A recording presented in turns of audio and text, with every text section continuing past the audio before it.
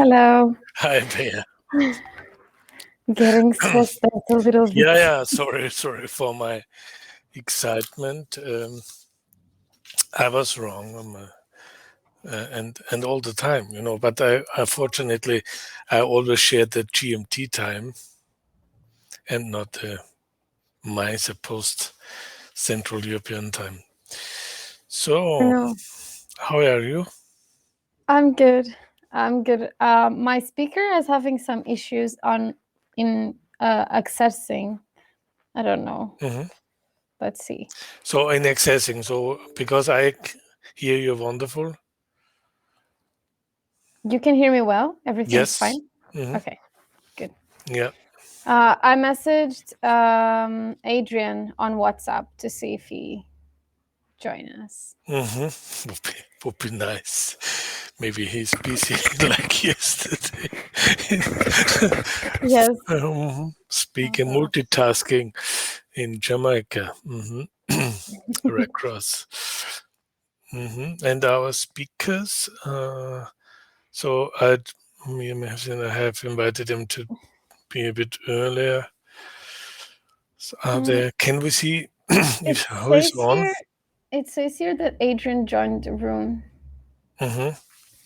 So he should be. Yeah. Sorry, what did you say, Carl? And our presenters, are they already on, or only the two of us? I think only the two of us for now.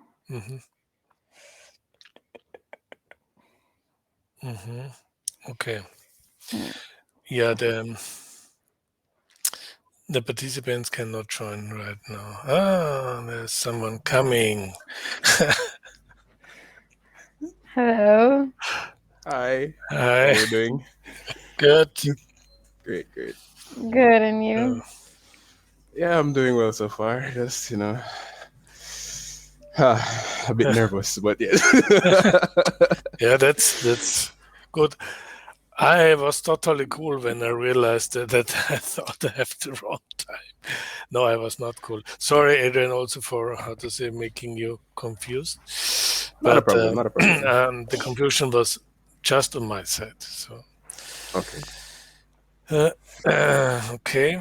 Okay, let me try to invite the speakers on another way. Let me see if I can do that. Because I don't think they can join us.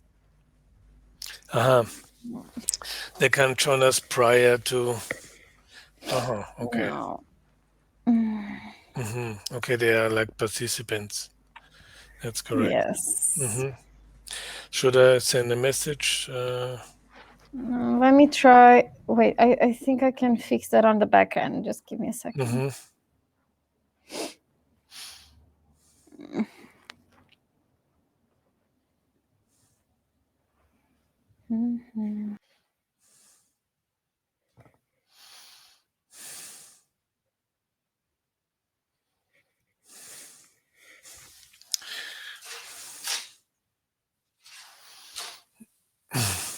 That's great, Adrian. You have a Red Cross pin. That's very nice. I'm just checking if there's something in the room.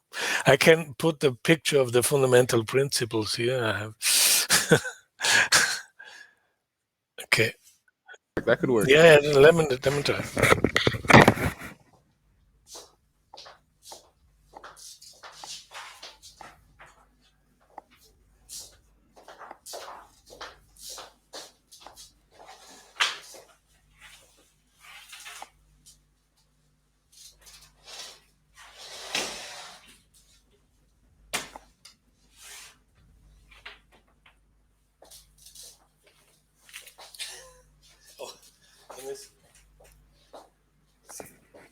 Yes, that works.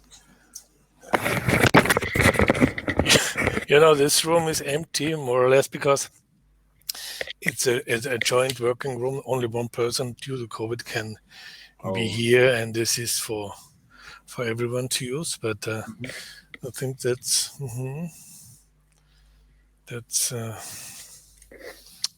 exactly. Okay. Yeah. Okay. Is it the other way around in the camera, or do you see it the No, I see it the correct way. Yes, I'm correct? reading everything properly. Yes. When I look into the camera, it's Oh, reverse. Yes. reverse. Okay. Anyway, hopefully. So great. You have seen that Dalal wrote that she has no PowerPoint presentation, but sorry, I replied on more or less on your behalf. Okay, no problem. I said that that's fine. And Mohammed has shared a PowerPoint presentation, but I think he will be able to manage it. Okay. Yeah, it's I think his own was like 6 slides, so yeah. Yeah, that's good. Concise. That's good. So not too many. That's important. I just saw that I don't know how much Mohammed will refer to COVID-19, but let's see. Maybe we can ask him or in the questions. Hello. Again. Hello. Sorry. I tried to add everyone on the call, so I think they can now join. So I tried on the back end to add everyone. Super. Thank you, Beatrice.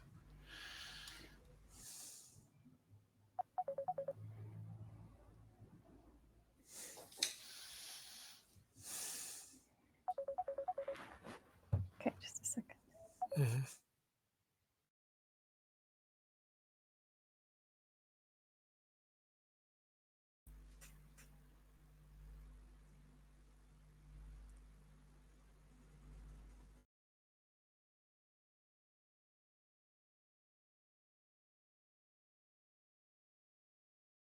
There are quite a number of participants, Adrian. I have seen they have. Did you go through the list earlier?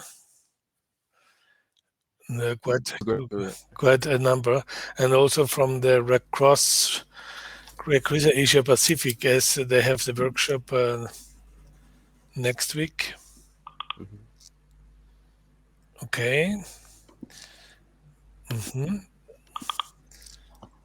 This our speakers, right? Maxine and Abdul Karim. Abdul Karim, a speaker from Arash. Yes. Yes, from Syria. Yes. Great. Wonderful. And Maxime from the Scouts, right? Yes. And hopefully our two Crescent speaker will join. Did you see them? No. Did you see them online? Bear? Not yet, no. Not yet. Okay. But I've messaged my speaker and I've added also Dalal and Mohammed. Yes. So who is our support person? It will be Maxine, I think. That's what she said. Yes, Maxine is the tech support. Great. You will love our session, Maxine. She is hiding behind the picture. Yeah. No problem. No problem. Okay.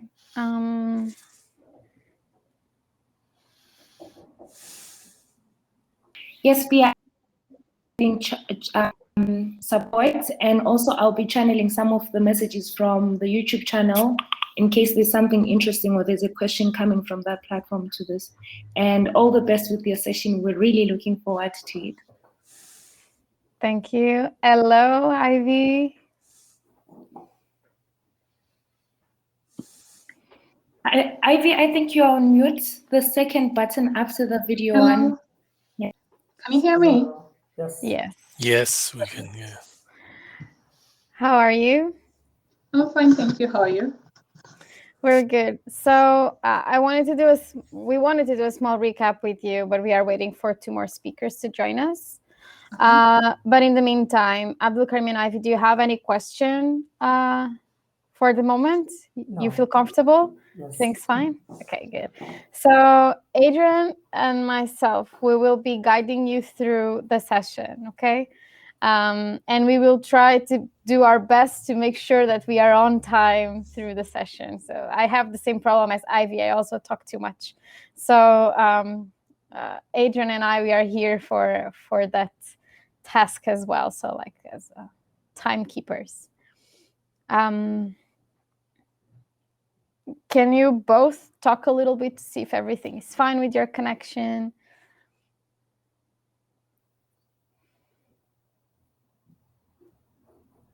I think everything is good. Can you hear my voice clearly? Yes. Cool. Yes. Me too. Okay. I love your turban today, Ivy. You look great. Thank you. Thank you.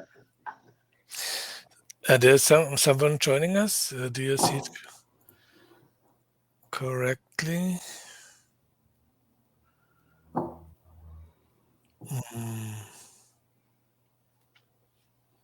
Let's see who the person is.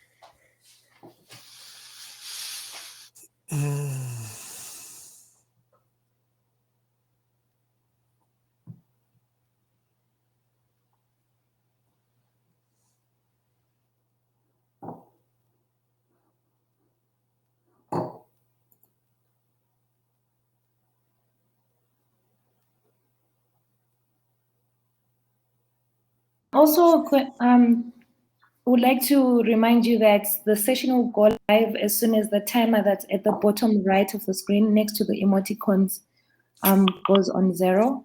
So just brace for the participants to start joining in at that time.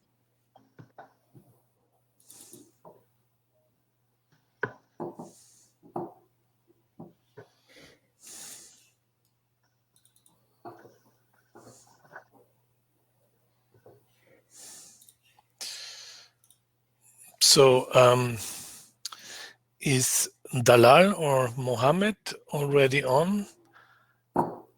And Oh, they're not here yet. Is there any way we can track them?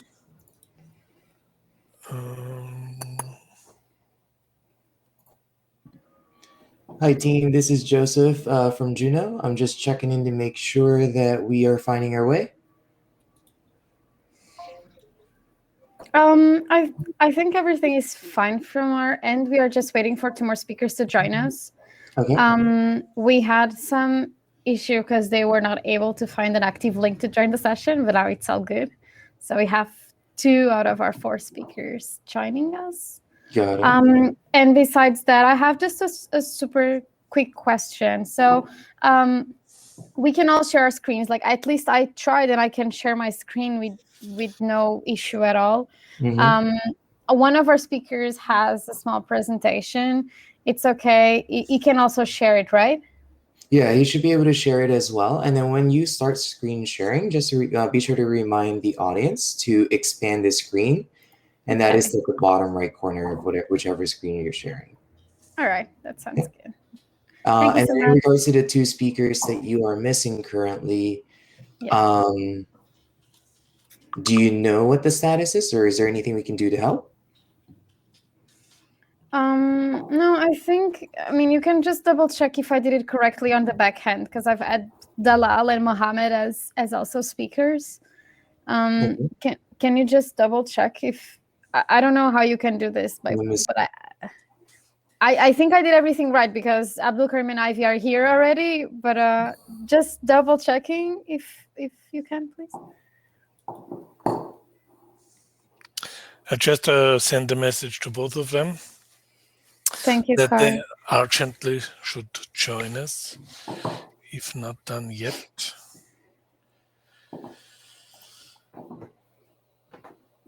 Alrighty, sorry about that. What was the name again? Do you mind dropping the name in the chat? Yeah, sure.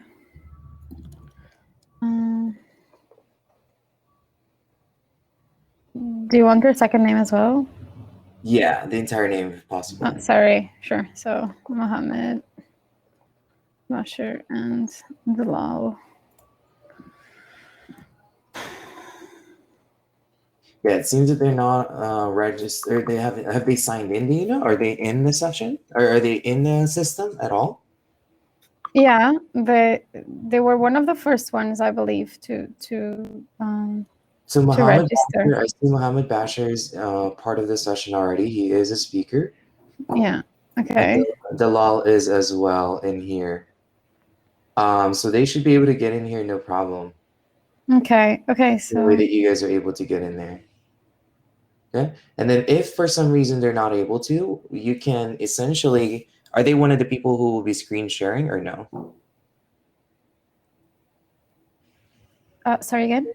Are they the two people who's currently not in here? Are they screen sharing anything? Yeah. So Mohammed has a small presentation, and he's also our first speaker.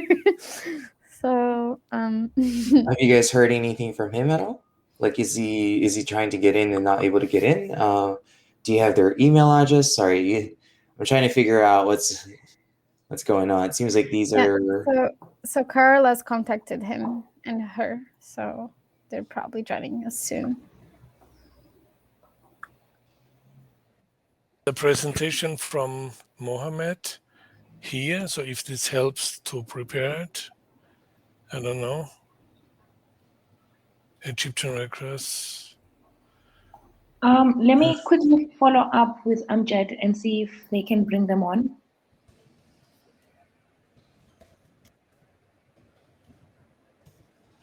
Sorry.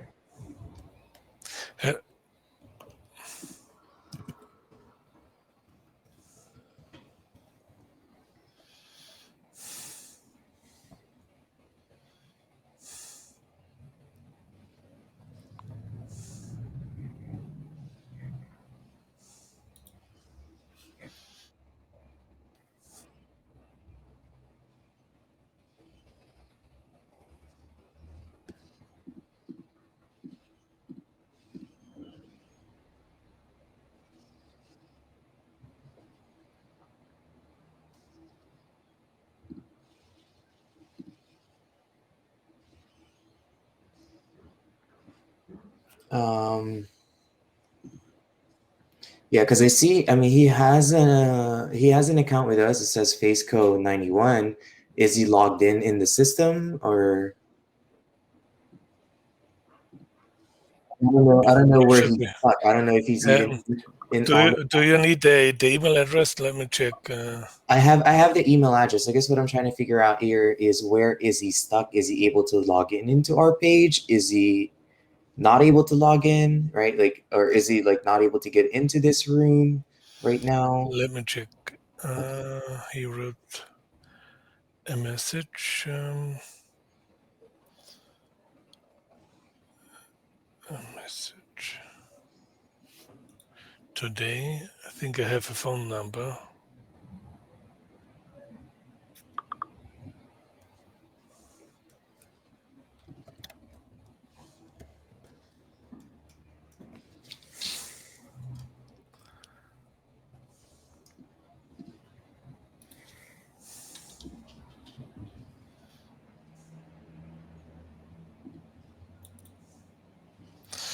I can try to call him.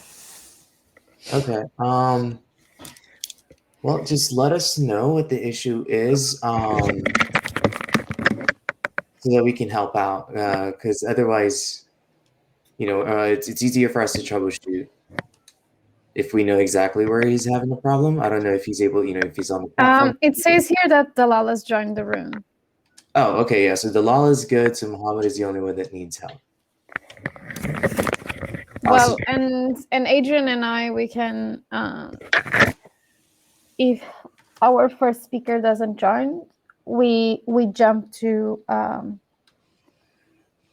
one of the others. Okay. So just coordinate accordingly. You guys will be going live in about 2 minutes here. Yeah. Okay. Yeah, Adrian. Just a note. Can you just refresh our run of show, because I have the updated short bio of Ivy.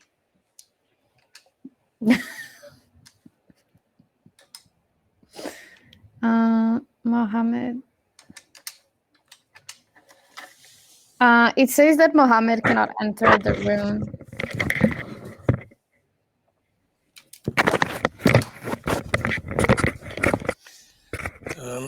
I just got a message from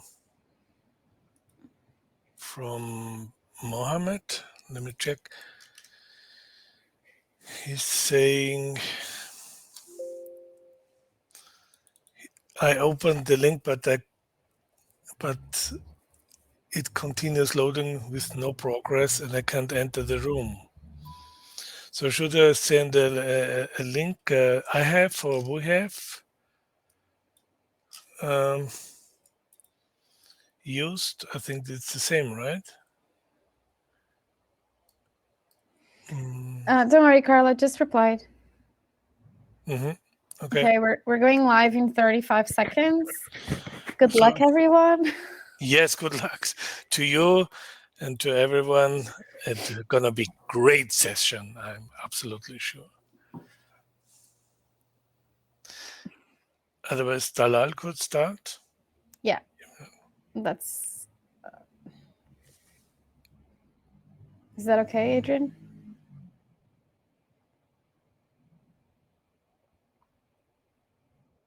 I'm just checking in. Hi, Ashley.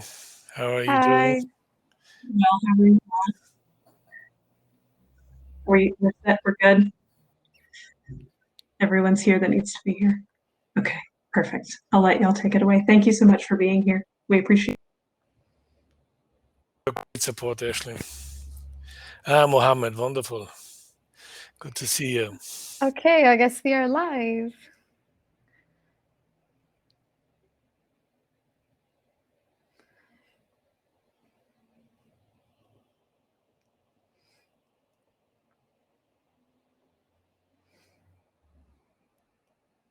PowerPoint presentation. Will you share screen, Mohammed, or should?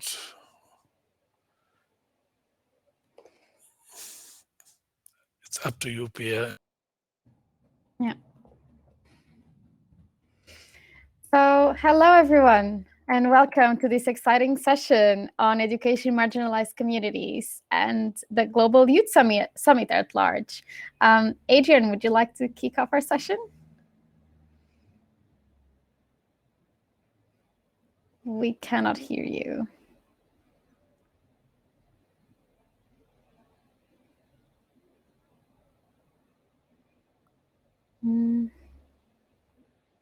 Just unmute.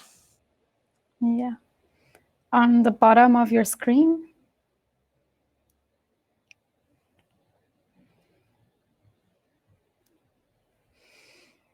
So while we sort this out, welcome everyone. It's exciting to see so many people joining us from so many different parts of the world. And we have an exciting session ready for you as well, with speakers from also all over the globe as well.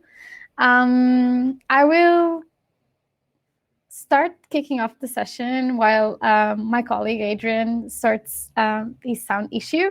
So just some short messages before we kick into our amazing topic. Some of you are joining us through the Juno platform, and many more are joining through the live broadcast of multiple social media channels. So a warm welcome to all of you. Before we kick off, as I was saying, a bit of housekeeping, all right? So please note that this session is part of the Global Youth Summit, and we strongly encourage you to explore other sessions in any one of the 3 tracks each day of the summit. By joining this session, everyone who will have the opportunity to speak consents to their image and audio being broadcasted. Also, by participating in the Global Youth Summit, you have agreed to behave professionally, respectfully, and be culturally sensitive towards other people, to promote the principles of respect, diversity, and inclusion, as well as to actively prevent and not engage in abuse behavior of any kind that leads to any harm, prejudice, discrimination, or harassment against any person. If you do not adhere to these principles or Summit's code of conduct, you will be removed from the session and potentially banned from the entire event, and the organization that nominated you will be notified of your actions. on a fourth point, we have a safeguarding team moderating our interaction on the Juno platform, the live broadcast chat function, and all social media channels. Should you at any point feel unsafe or witness concerning behavior, please reach out by sending an email to safe@globalyouthmobilization.org. You may also get in touch with our support team at the virtual help desk. All information emailed to the email address will be kept private and confidential. All right. We will share this information with you also on the chat boxes. Adrian, would you like to kick off now? Hi, can you hear me now? Yes, perfect. Excellent. Thank you so much. Great. Sorry about that. Okay, great. So good day, everyone. I am Adrian Reed of the Jamaica Red Cross, Youth Director there. So pretty much we're going to get this session started right now. So we will have our first speaker, who is from the Egyptian Red Cross, Mohammed Bashir. And Mohammed is an education officer at Egyptian Red Crescent, apologies. He worked in enabling quality education for vulnerable communities and enhancing the capacities of educators and community volunteers. His work has honored and recognized at the national and international levels in education and civic education fields. All right, so welcome everyone to Mr. Mohammed Bashir, our first speaker. And so Mohammed will be starting off by answering some of our questions, which would be, what is the problem that was identified and why the program was put in place? So I hand the floor over to you now, Mohammed. Thank you. Thank you, Adrian. Can you hear me now well? Okay. Let me share my screen.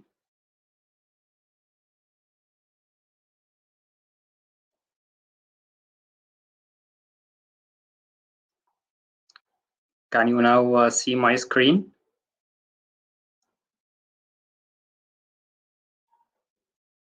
If everyone, just to enlarge the screen, you should see a small box at the lower corner of Mohammed's screen that is sharing. You can just click on that and that will expand the screen so you can see the PowerPoint better. Thank you. Okay. Let me first thank you, everyone. I am Mohammed Bashir from Egypt. It's a pleasure to be with all of you here and represent Egyptian Red Crescent Society. Also a pleasure for me for accepting the invitation from International Federation of Red Cross and Red Crescent to present our work and of education in marginalized communities. And let me start with a little story of one of our of our heroes called Farah. Farah is a 12 years old girl who is living in one of the villages in North Sinai. She is very smart girl and talented in drawing. She walks 2 hours every day to reach her school back home. One day, she has been forced to leave her village due to a terror attack on the village. And because of it, also her school structure has been damaged. Those attacks don't only target government, but also civils like Farah. Children like Farah lost their families and also dropped out from their education. After a while, of Egyptian Red Crescent's work and other entities in the field, Farah and her colleagues could came back to their education and restored their joy while playing and attending their classes. Farah is now safe and enjoy her classes in North Sinai, but our work is still ongoing to ensure providing quality education services to above 100,000 students in North Sinai. And regarding North Sinai is one of the governorates in Egypt. It is located in the northeast of Egypt. It's an area faces a lot of challenges, such natural disasters like storms, floods, and so on. Also, challenges in dealing with in radical groups and the uprising of radical groups in this area. and also is ARC branch in North Sinai is actively trying to help the community for years throughout many activities like medical convoys, food and financial aid, and psychosocial support. And then ARC came in partnership with UNICEF Egypt in implementing a 3-year project aimed to provide quality education services to children in North Sinai. And we are doing that through different pillars. The first pillar is to enhance the preparedness and restore the functionality of services provision spaces. And through this pillar, we succeed in providing 250 schools in North Sinai with education kits, including stationery, music instruments, and so on. And after that, we succeed in providing above 60,000 students with schools bags and back to school campaign. And of course, regarding the COVID time, we provided 150 schools with hygiene and disinfection materials to provide safe and healthy spaces for children and the schools and the now time. This is the first pillar. And the second pillar was training and capacity building for educators and volunteers to carry out life skills activities. Life skills and citizenship education activities that we noticed that a lot of those children lack a lot of skills, not only the children in North Sinai, but I think the children all over the world and all over Egypt needs those skills. Skills like self-management, resilience, cooperation, and many other skills. So we worked with international entities to develop a curriculum and a training manual to enhance the capabilities and building the capacity of teachers and volunteers to carry out these activities with children. And this is the second pillar. And the third pillar is to enhance the community mobilization and participation and awareness throughout the community engagement. We are trying to enhance participants, parents, and teachers associations.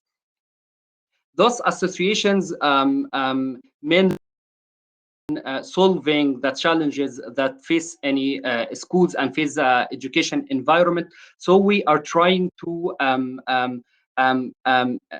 create the bonds between those associations and the community. Also, we are working on a comprehensive approach.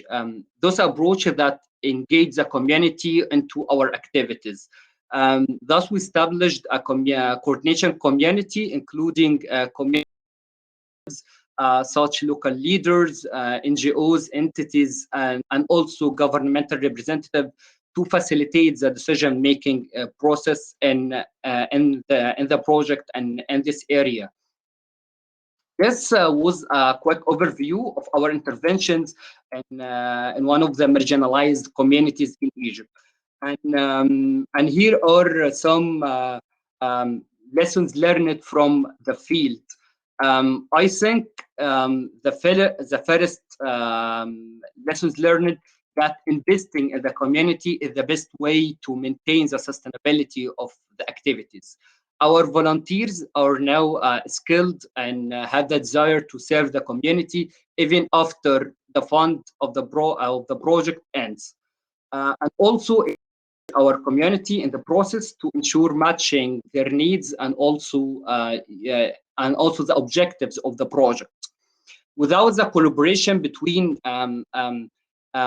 what we are doing in ERC and other active entities in the field, we couldn't provide the community with quality services that we are aimed to provide to our beneficiaries. So I think that the best option here is the collaboration between the entities and the field on the same target group or in the same beneficiary, and that collaboration could make a better environment for all of us. And also, we believe that integration of services brings the change into the field through the collaboration among example like health, education, empowerment, psychosocial support, and psychological support sectors. Those all fields and those all sectors can serve the community with better solidarity and dignity. Also, there are some recommendations that could be useful for everybody and helpful for everybody who working on that on that topic with marginalized communities. I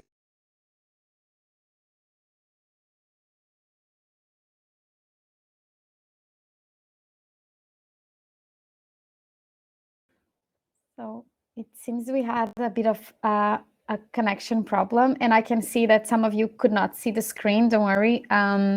We will share this if needed later. Mohammed, are you still with us?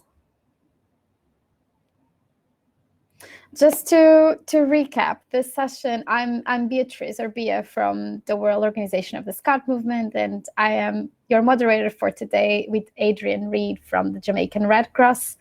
We are here to talk about education in marginalized communities, and until we have Mohammed back, we will jump now to our next guest speaker. So Dalal, I now invite you to our virtual stage. Are you with us? Can you unmute yourself, please? So our next guest, Dalal, is head of Continuing Education Department, University College of Ability Development, and lecturer in Braille Policy of Inclusion, Rights and Legislation, representing the Palestine Red Crescent Society. She holds 2 academic degrees, Bachelor of Arts for English Literature and a Master of Science for Social Anthropology. It's a pleasure to have you with us today, Dalal. So welcome. We have a couple of questions for you. Can you unmute yourself, please, on down bottom of your screen on the left side, second button.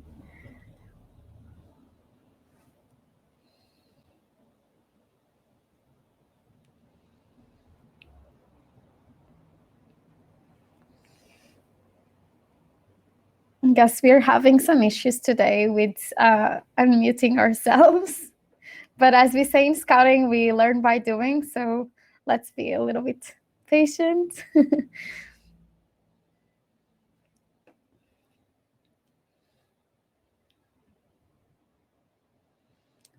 To unmute yourself, you have a little bar on the bottom, and it's the second button on the right. It needs to turn. You need to turn it on.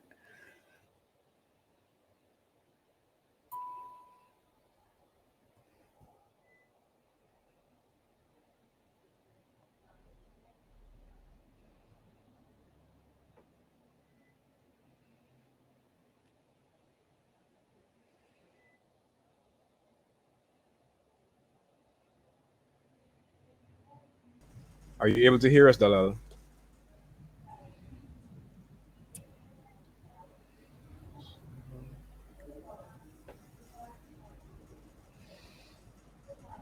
So, Mohammed is back. I'm very sorry. I think I don't think I was going on the flow, and I don't think you can't hear me.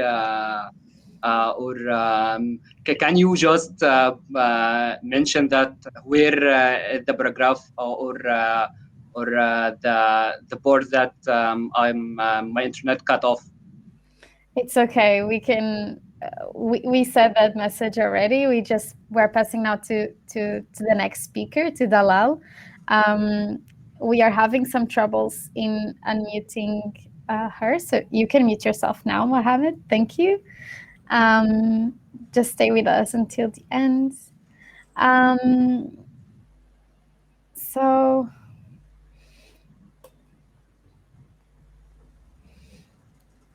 So Adrian, maybe I'll jump now to Ivy until we figure out what is going on with Dalal's microphone. So Ivy, welcome to our stage today. So Ivy Aki is a young African social entrepreneur, passionate about transforming the lives of young women like herself. Ivy is a co-founder of several eco-friendly companies in so many different countries, from Kenya to South Korea, Spain, and the US. And she's the co-leading several Scout projects like LACOV for COVID-19 advocacy and Jinko for teenage pregnancy awareness as a consequence of COVID-19. So Ivy is an accomplished young leader in the World Organization of the Scout Movement.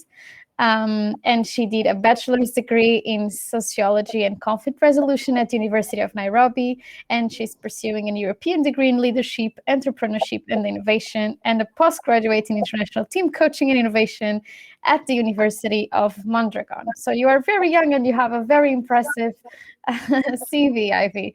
Welcome to our stage today. So tell us a little bit about yourself and what problems and challenges you have encountered in your journey. Thank you so much, Beatrice, and thank you so much for this opportunity. click the أيوة. Okay. I think we have Dalal. Can you hear me now? Can you hear me? Yes, we can hear you, Dalal. Oh, I'm glad. Thank you. All right. I'm sorry about that. I don't know what's happening today. Not a problem. Good evening to all. I'm really very honored and very gratified to be part of this Global Youth Summit and to talk about the education for marginalized people, especially persons with disability, which is my great field. My name is Dalal Al-Taji. I am from the Gaza Strip, Palestine. I work as head of continuing education and lecturer at the University College of Ability Development for PRCS. Before I start with the, I'll just give you a quick background of the services concerning education that we provide for the PRCS. In the PRCS, we work with persons with different disabilities. Our philosophy is inclusion. We work with the person, not with the disability. So we have persons with hearing disability, physical disability, and cerebral palsy and severe disabilities.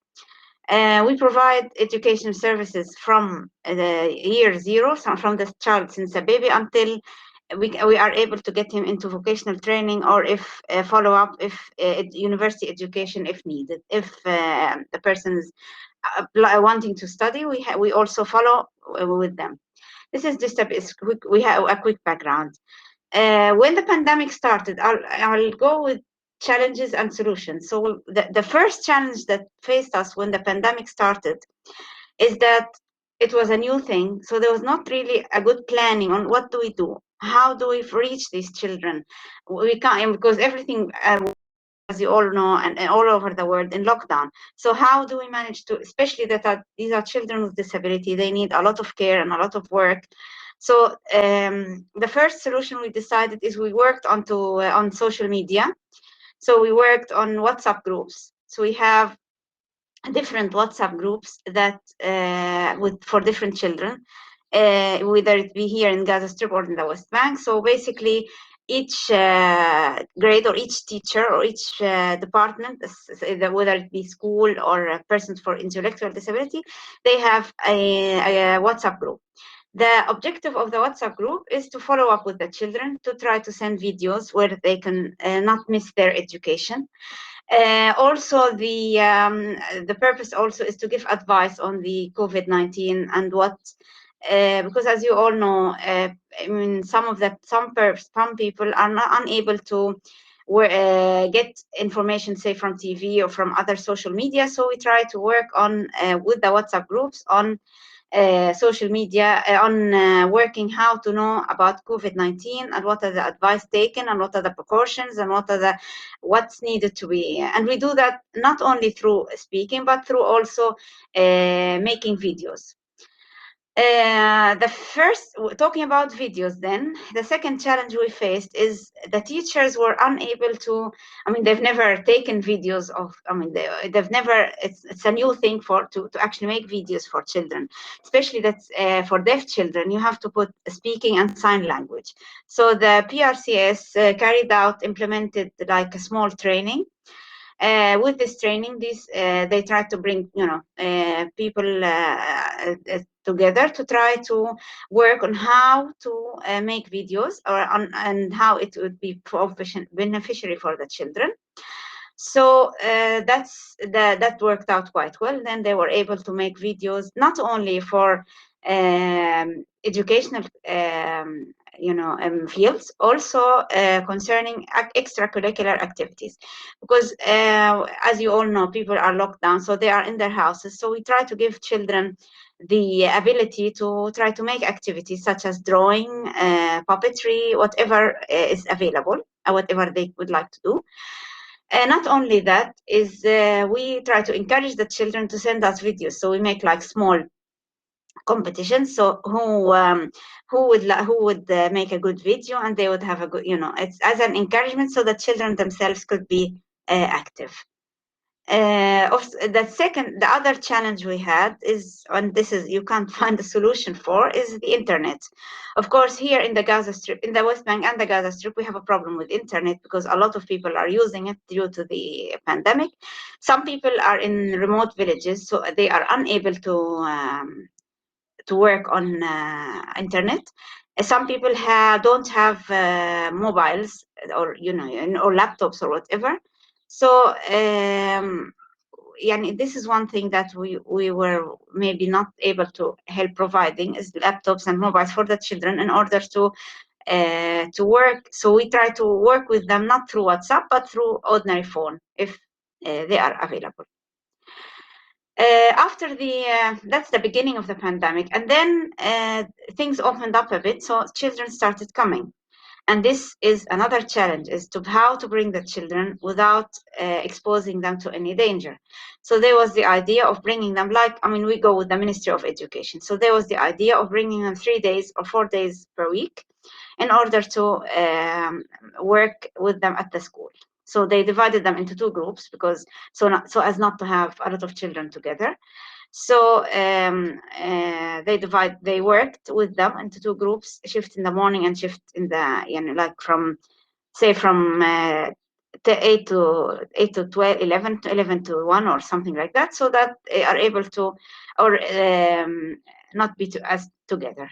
So then they worked on the curriculum, and that's worked out a bit. And then suddenly we had to disrupt this and go back to online education again, because the COVID has spread in the Gaza Strip and in the West Bank, so we had to close. And this actually made a problem in that there was a disruption for the education, and it affected or influenced the psychology of the children, because it's nice for especially children who have a disability and who don't have the opportunity as ordinary children, say, to go out. So this was their outlet, going to school. So it influenced their psychological effect. It had an impact on them, because they were happy to go back to school, and they were coming back again and staying at home. So the psychologists worked on was also through the WhatsApp groups on sending messages in order to how to manage with the stress, how to manage with the advice on the COVID-19, and how to involve themselves into different and various activities. So we are now still working online with the education. This is concerning the school and the students within the school. Just a small thing, in the college where I work, we have 3 deaf students, and they are now in the 3rd and the 4th years. They're nearly graduating. They had a problem in the beginning with the pandemic, is on how to manage with the lecturers, because the lectures were all online. But how we went over this plan, we had a group with the 3 deaf children and their translator, and they were able to talk to each other on the WhatsApp. On WhatsApp you can call only 4 people, so they were able to open the camera, and what would happen, the translator would listen to the lecturers, and then the translator would translate to the students the lecture and discuss through the sign language of the WhatsApp. So that is a problem. Another problem we face is exams, of course, because we don't know how exams would work. Online is a big problem because sometimes you're working and sometimes the internet cut. In the Gaza Strip, we have electricity problems, so not everybody has electricity at the same time. So this affects also the flow of having education online. This is basically what we were doing and what we are still doing now. The challenges ahead are still ahead with, as I said, no internet for a lot of people. Yes, I will. No internet, no electricity, and a lot of times, but we are trying our best to reach as much people as we can. I also, as a person with visual disability, face challenges with my lecturing.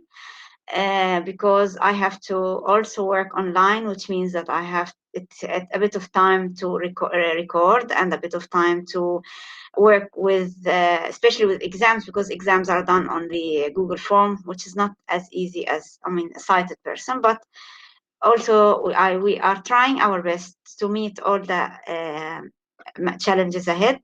Still, nobody knows what will happen, and we are going ahead. We don't really you don't have like a preliminary plan, but you work as it comes day to day.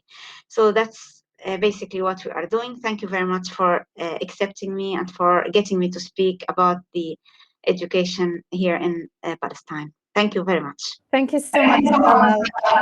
It was extremely inspiring to listen to you. Thank you.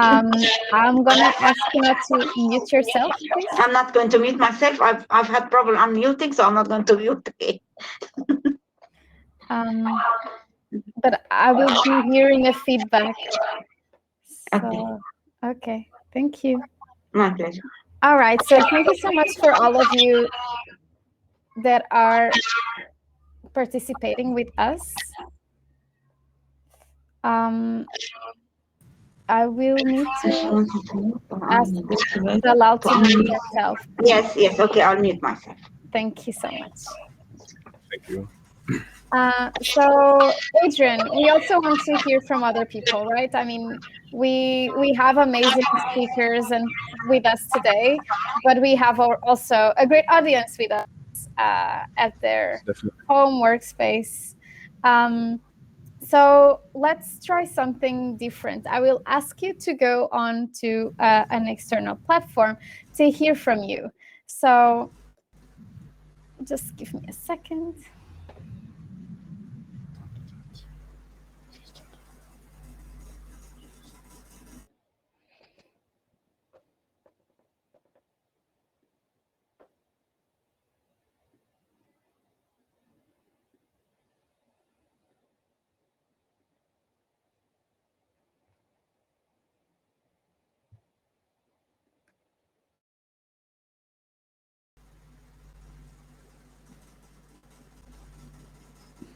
Can you all hear us and see us as well? I'm having also some troubles in sharing my screen as our first speaker. Let me try again. Okay, but in the meantime, everybody can hear me? Can you hear me? Okay, great. Yes. So in the meantime, we would love to hear from you. What are your thoughts so far on the presentations? Any questions for any of our presenters in the meantime?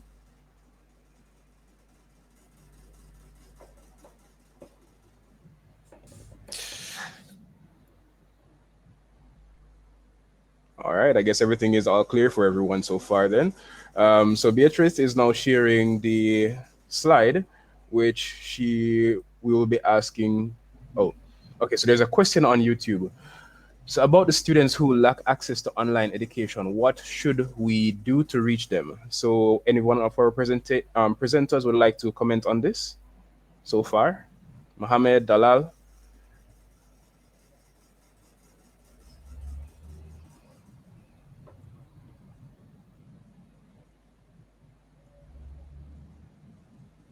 Hello?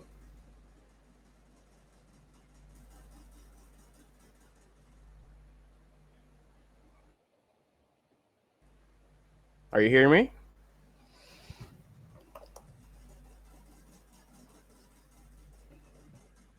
Okay. So the question is, for those students who lack access to online education, what should we do to reach them? Mohammed, do you have any feedback on this?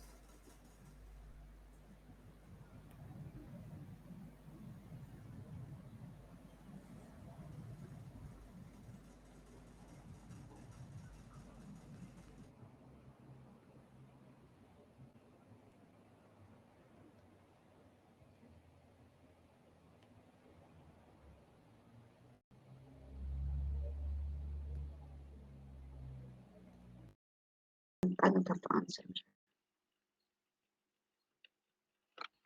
Not a problem.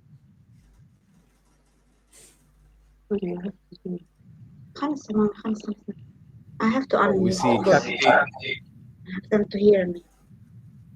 Can We you have hear Kathy me? actually. Go ahead.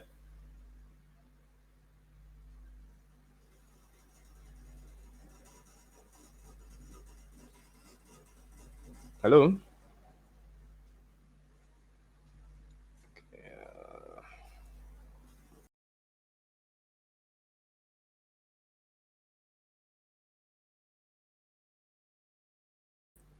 Are you hearing me now? Okay, good. Sorry about that. All right, so we have some questions in the chat. From YouTube, we have where someone was asking, for those students who lack access to online education, what should we do to reach them? I'm not sure if Mohammed would have any feedback on that, or Dalal. You can go unmute yourself and go ahead. Thank you, Adrian. Regarding this question, we are facing many challenges in the internet infrastructure in North Sinai. So we are train our volunteers to have their work and revise some exercise and do that independently. And then go for the unprivileged and underprivileged areas that have the lack of connection and internet structure, so they can do their work without the internet, face to face, and keeping the health measures and wearing masks and sanitizing everyone and so on. So that we can ensure delivering those services to the children safely and in proper time. What's happening? I don't know. I think you're on mute. Okay.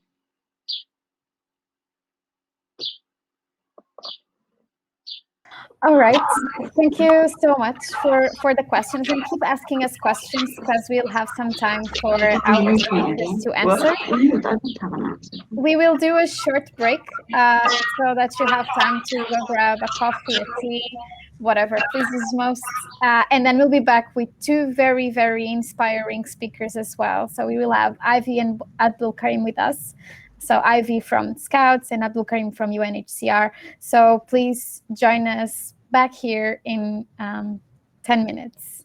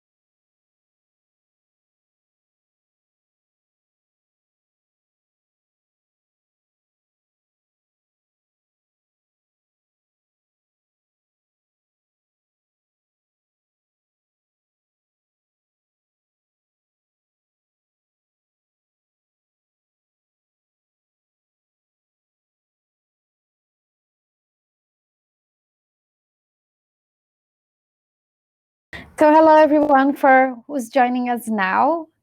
This session is on education in marginalized communities. We had already two amazing speakers from the Egyptian Red Crescent and from the Palestinian Red Crescent. Thank you, Mohammed and Dalal, for your amazing contributions. We will be on a short break for 2 more minutes to give time to stretch your legs, to get a coffee or tea, water, whatever, please use the most. But please join us back in 2 minutes as we have 2 more amazing speakers here with us. In the meantime, if you have any questions that just pop into your mind while you're listening to our speakers, or even for some things that you had in mind when you saw this amazing title of our session, don't forget to ask us on the chat box or Q&A. We will do our best to answer all of your questions. I'm not talking about myself or Adrian, I'm talking about the amazing guests that we have with us, okay? So just a quick recap. My name is Beatrice and I work for the World Scout. I'm part of the World Organization of the Scout Movement, working in diversity, inclusion, and humanitarian action. And with me, I have Adrian from Jamaican Red Cross. Everyone, nice to see you all here today. Thank you very much for the questions so far. We will address all the questions and all the hands that have been raised once we resume in a minute. All right, thank you.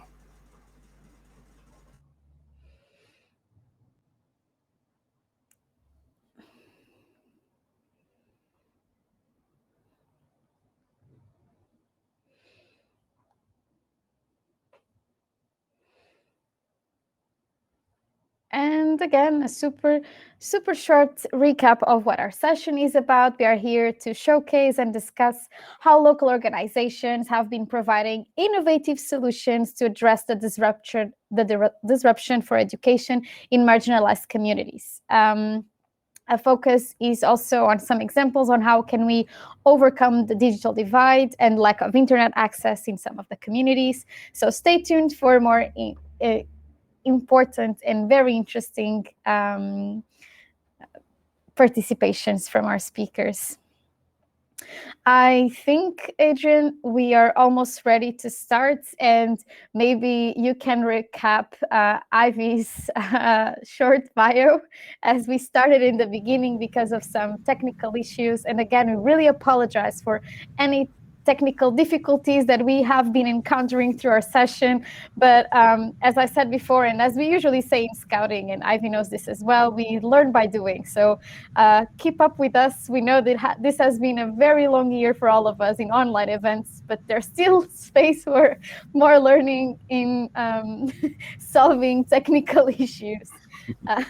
Yes, definitely. All right, so as we get the ball rolling again, Ivy, our next presenter, Ivy Aki, is a young African social entrepreneur passionate about transforming the lives of young women. Ivy is a co-founder of several eco-friendly companies in Kenya and South Korea, Spain, and the US, and a co-lead in several Scout projects like LA COVID for COVID-19 advocacy, Ginkgo for teenage pregnancy awareness.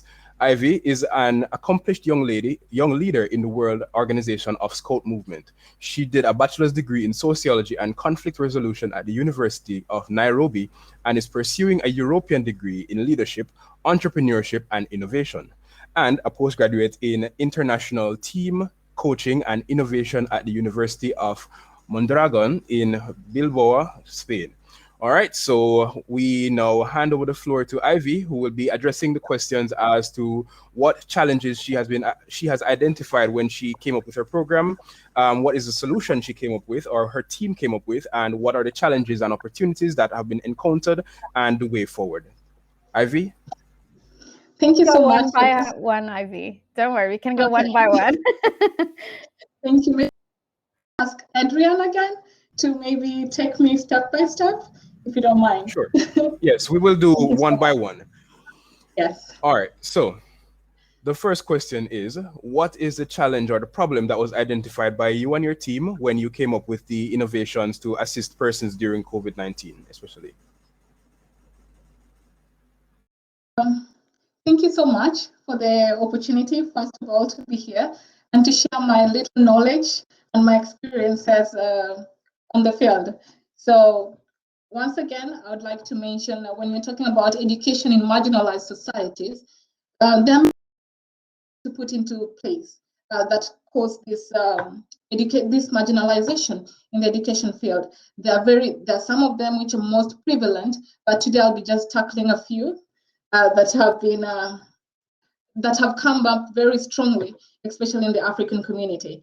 And this takes me back to 2016, where when you talk about poverty being one of the main causes of marginalization in the education field, I remember in 2016 when I had first joined the community service activities, and I was taken to the western side of Kenya on top of a mountain, Mount Elgon to be very specific. And we had gone to rescue a child who had fallen in a river. And in that and in the space, since it's a mountain, it was bound to rain, and it rained so heavily, and we had to look for shelter. Lady who gave me shelter, I was a visitor.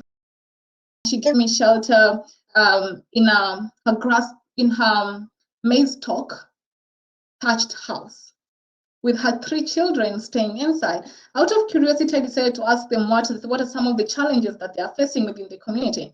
And some of them came out clear as poverty, in the sense that finding social amenities, including schools, are 5 kilometers away from where they're staying. 5 kilometers away, a child has to walk to gain education. And sometimes you'll find that due to natural calamities, or when it rains so much, some of the makeshift bridges that they have collapse, and that means they cannot access education. So at this point, I felt so helpless. I wish I could really help them last time, but I felt so helpless. And these areas of what people are going through out there, it made me look at what some of us take for granted, and these are issues that can multiply in various communities. These are symptomatic issues that if we do not deal with them, they'll grow into different trees and branches at the same time. So this poverty is one of the challenges. Also, it's affecting boys on the other side. You'll find when we talk about education, the first thing that comes into a parent's mind is school fees, books, food, transport. Some people cannot afford these things. They're necessities, but to some people, they're expensive. So you'll find in some communities, parents decide to take 1 child to school or 2, as others remain at home to herd cows. You see, these are things that are happening, and it's not by will, it's not by choice, but it's by circumstances. And also to move to the other side of Kenya, to the northeastern side of Kenya, you'll find out culture is also another thing. We are having a lot of girls going through female genital mutilation and early marriages. At the age of 7, you'll find a girl child being mutilated. It's sad. I can only imagine what I was doing at the age of 7. Going to school, finding school as a safe space. But a girl somewhere is being mutilated. And you'll find some of the Somali community in the Kenyan side contributing to 94% of this female genital mutilation, and Samburu, another community, contributing to 86% of this. When these girls are mutilated, that means they are ready for marriage. They're trained to be wives. They're not trained about their life. They're not trained about education. That means education has to be put on hold so that they can be a wife, so that suitors can come to seek for their hand in marriage.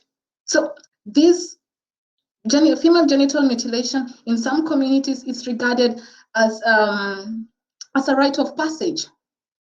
To go to the next stage, you need to go through this. And just the other day, not so long ago, just the other day, a woman aged 80 was arrested in Bomet County after circumcising or mutilating 5 women. So these things are still happening. They're happening, and it shows how culture is in our communities. Culture is good, yes, but to some extent, it's affecting the education of the girls. It's affecting the education in our community. And we are losing skills, we are losing brains. We are losing the opportunity for one person or the other to contribute to the economy of a country. And just the last one, because I know there are very, very many, but just to come back to our current affairs, COVID-19, which has been in the mouths of everyone for the past 1 year. So COVID-19 has affected education at large, or to some extent, it has just issues that have been pre-existing in the community. So you will find that in Kenya, when you go to the informal settlements, especially in Kibra, it's a big slum located in Nairobi, Kenya, you'll find that issues about teen pregnancies have risen. This has long been a societal problem, but it has just picked up, it's just escalated and devastated the lives of young teenage girls in the community. So yes, the situation has always been there, but COVID-19 has highlighted it. So you'll find teenagers aged 12 to 19 pregnant, and within 3 months into the pandemic, 3 good months into the pandemic, the country registered 30,000 teenagers across the country pregnant. Those are only the ones who have been registered. What about the others who are in rural areas? We call them mashinani. What about those ones who are not registered? So this has been brought out by COVID-19. You'll find some of them have parents lost jobs, they need sanitary towels, they need basic needs, they are cheated, schools have been closed for 7 good months.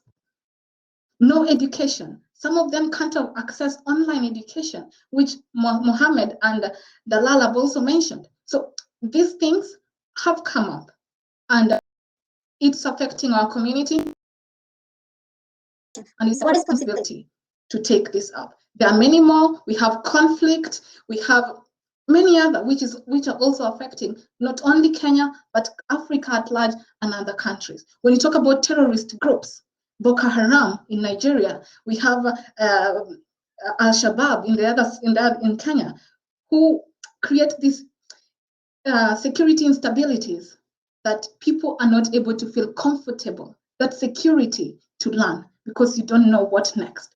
Today you might be living alive, the next minute you're not. So security is also a challenge, and also cattle rustling in nomadic communities is also another. So Ivy, I don't want to interrupt you, but I want to listen a little bit more. So you have identified a lot of challenges that you are currently facing, or that your country is currently facing, your communities are currently facing.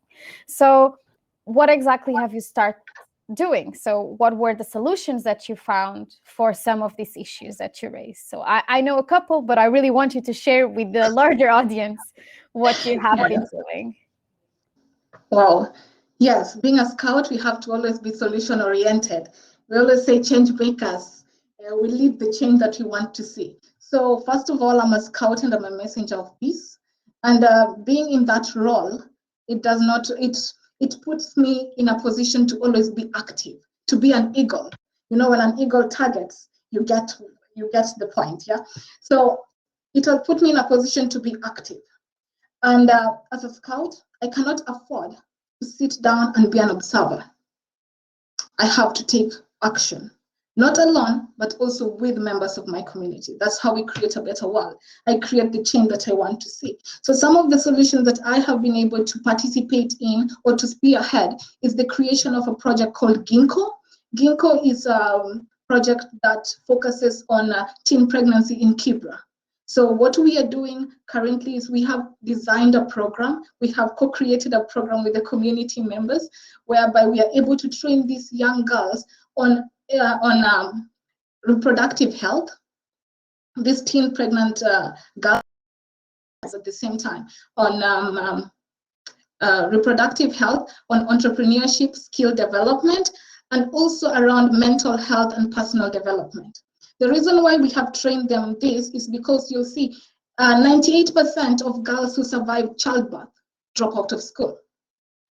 Yeah. So when they drop out of school, they need something. That does not mean it's the end of the road. When you fall, you can still stand up, dust yourself and move on. So we are giving them these additional skills that they can do to help develop themselves. Education can be formal and also non-formal.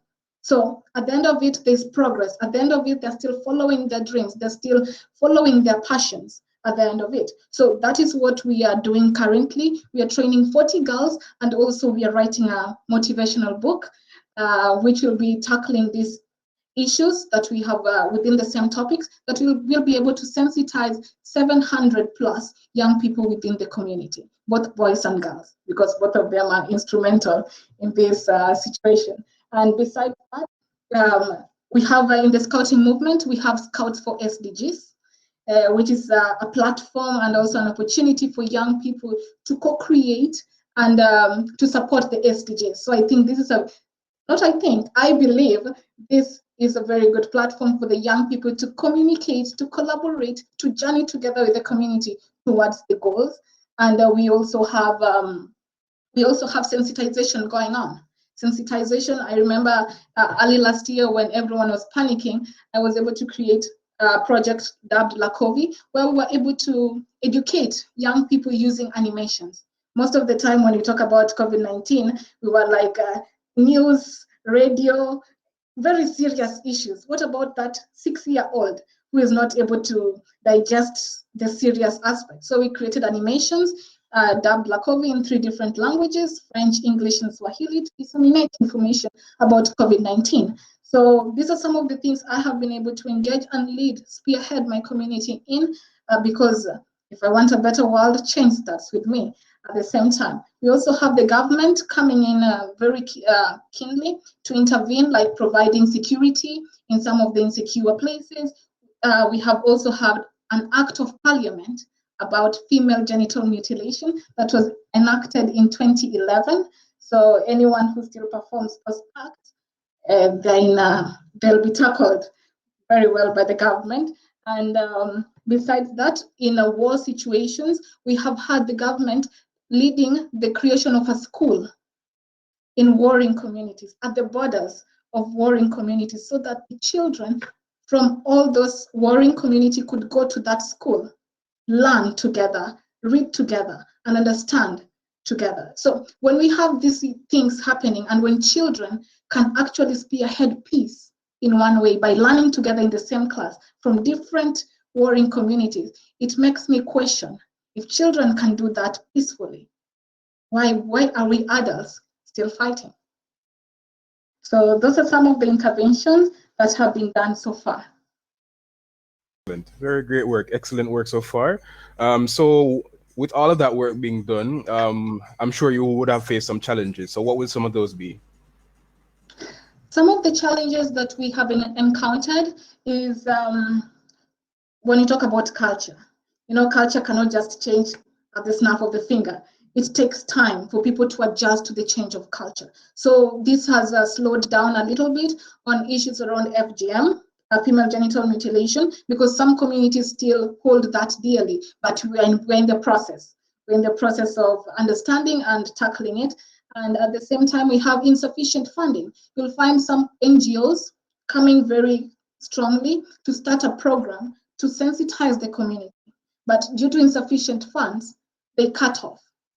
And when a solution is half-baked, that is like giving a tree, it's like giving the branches an opportunity to grow again. Because when you want to tackle a problem, you start with the root. But if you cut the branches, they will still grow again. So these half-baked solutions are there. And also we have political goodwill. Sometimes here and there, we have an equal distribution of resources in some communities, in some regions of the country. So this can also affect, and these are some of the challenges that we're still tackling, but we are in the process of managing them. So yes, those are some of the challenges.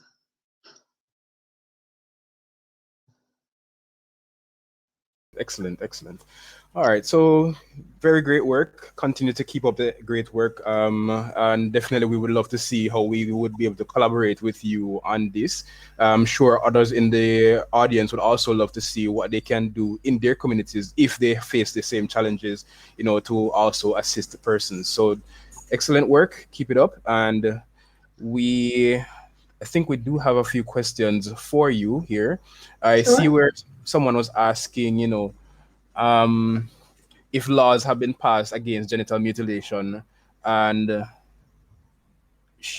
person understands that the tradition is still practiced in the modern era. What is the government and NGOs plus NGOs doing about this to help the girls? Okay, to help the girls, we have organizations that have come up very strongly, and in this I want to appreciate the United Nations, because they have reinforced the SDGs, and they have given a framework around that. So whereby we are having people, NGOs, companies unanimously joining forces to support the. So when it comes to female genital mutilations, we have had co-creation, collaboration going on from different organizations, Scouts coming up very strongly to support this. We have UNICEF coming up very strongly, WHO coming up very strongly. So something happening, and also the government coming up strongly, as I mentioned before, enacting an act of parliament that was against, to prevent FGM, female genital mutilation, that was put into act in 2011. So all these things are there, but the most important thing is the opportunities that we have. We as the young people, yes, organizations can do all this, but what is my responsibility? What is your responsibility as a young person in this, as a young leader in this? And I would say our responsibility is to collaborate, co-create together, and let's fight this. It could be your sister, it could be your brother, it could be anyone else, your neighbor. So the same way, it is my responsibility and it is your responsibility too, not only the NGOs, but at an individual level, let us take action. Excellent, great call to action right there. Not sure, do you have any other questions, Beatrice? Not so far, but I'll keep inviting people to leave their questions and answers, and identifying the speaker if you can, if we can remind you of their names as well. So we have Mohammed from the Egyptian Red Crescent. We have Dalal also from the Red Crescent, but from Palestine. We have Ivy that is representing the Scouts. And we will now pass to our last but not least guest speaker. But let me just tell you something. I don't know about you all at home or even about you, Adrian, but I'm having goosebumps just to hear all our speakers talking. And I am definitely really wanting to do even more and more on this topic. So I hope that you all feel as inspired as I am right now. So last but not least, I invite to our session today, Karim Albram. So just a moment. Just a moment, Beatrice. I see there's another question for Ivy here. Okay. To what extent is storytelling an obstacle in confronting cultures? This is from YouTube. Okay. To what extent storytelling is an obstacle? Yes, in confronting the cultures. Storytelling is one thing, sensitization is another. Mm-hmm. So it depends with how the two are mixed or how the two are put together. So I would not call it maybe storytelling, but I would say it's an incorporation of both. Sensitization is the end goal. So the means could be storytelling, but if the storytelling does not have the objective or does not have the underlying aim, then it will not be active in that sense. So every storytelling should have a cause. Every storytelling should have an objective. So if that is not there, then it's just a story. Thank you very much. Final question before we move on. All right, so Julian says, how do you suggest approaching people to educate them about issues such as FGM, example, issues that do need to be tackled, yet are very involved in someone's culture? How do you educate someone about something they are very unwilling to change? Okay, I would say change is inevitable at the end of it. So change can take time. Change, at the end of it will happen. It's inevitable. So even if it will take a long time, we can still make the small steps the small steps, and we'll be there. We can keep walking with them, journeying with them, holding their hands in the journey, educating them, sensitizing them continuously. Let's not get tired. Let us remain with the end goal in mind. Stopping a challenge that we are facing, that should be the end goal. It might take a long time, no lie about that. But if we are making steps, that is the main thing. One step at a time, and we'll be there. Thank you so much, Ivy. I will now pass to our next guest. And again, more questions to come. Just drop them there, but we'll leave them to the end now, okay? So I have the pleasure now to invite to our virtual stage or to our virtual panel, Karim Albram. So he's only 24 years old and he's originally from Aleppo, Syria. So before fleeing Syria, he was studying economics and English translation. He fled the war in September 2015 and traveled with and supported a group of accompanied children through Lebanon, Turkey, Greece, and the Balkans, assisting them to locate their families in Austria, Sweden, and Germany, and he finally sought asylum in Germany as well. So Karim completed a psychosocial counseling training and worked for 2 years as a stress management trainer at the University Clinic of Hamburg. And he was also the chair of the National Refugee Advisory Board of Refugees for Addiction and Trauma Issues in Germany. So welcome to our stage. And I have a first question for you. What are the challenges facing refugees in education during this world pandemic, so during COVID-19? Hello, everyone. Thank you very much for having me. It's a pleasure to be here with all of you. Education means for me not only building my future, but it has also helped me to integrate into the society I live in. It has helped me to overcome the challenges faced being in a new country. COVID has impacted the whole world, but more the people who are in marginalized communities affected by war or have limited rights to access to health or employment due to their status. Before I start talking about education, let me talk briefly about mental health and psychosocial support, because I believe that mental health and psychosocial support is an important ground for education, because we have to make sure that people are physically, psychologically, and mentally stable to be able to continue or to access their education. Anyone can be traumatized by an unpleasant event, but imagine the situation of people in conflict areas, whether they are a child, a girl, a man, or a woman. They experience many unpleasant events in one day, but it's not only for one day, it's almost daily and for several years. In my country, there are negative perceptions about any kind of mental health problems. We think psychological support is a shameful thing or for crazy people. And unfortunately, this is part of the culture and we never talk about it openly. For this reason, there are rarely people studying in this field, and there are also rarely specialists working in this field in our countries. So there is no one to provide any counseling to all those people who are experiencing all these traumas day after day, especially after COVID. Right now, I live in Germany, and there are many challenges for refugees accessing education. A lot of the refugees are not used to the online learning system. Students used to work and study, and now not being able to work makes it more difficult for lots of young people to support themselves and survive and maintain their education. Also, staying at home puts more mental pressure on a lot of the refugee students, as they used to go to classes, interact with different students, with their peers.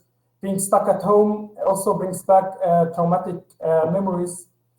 And the face-to-face support has also reduced, which makes it difficult for students to access support services. They are not able to seek support, which would increase the chances of them dropping out from education. Tell me, what is the solution? Or what is one proposed solution that you can give us? The most important solution that is for me personally is providing psychosocial counseling and mentoring to students. I was lucky to get involved in a training as a psychosocial counselor. And as part of that training, I had a self-experience session for 3 months. And this really changed the negative perceptions that I had from my culture and society about psychosocial counseling. And that was the turning point in my life that helped me to succeed and be where I am today. During COVID, with few other young refugees, we have decided to establish a network of professional young people who have psychosocial degrees and experience, and reach out to other young people that are facing difficulties, especially in accessing or getting back to education. So our mission is to learn, develop, and share more information about resilience and help people to build skills to strengthen their resilience. So we are basically refugees, and we provide counseling services to support refugees.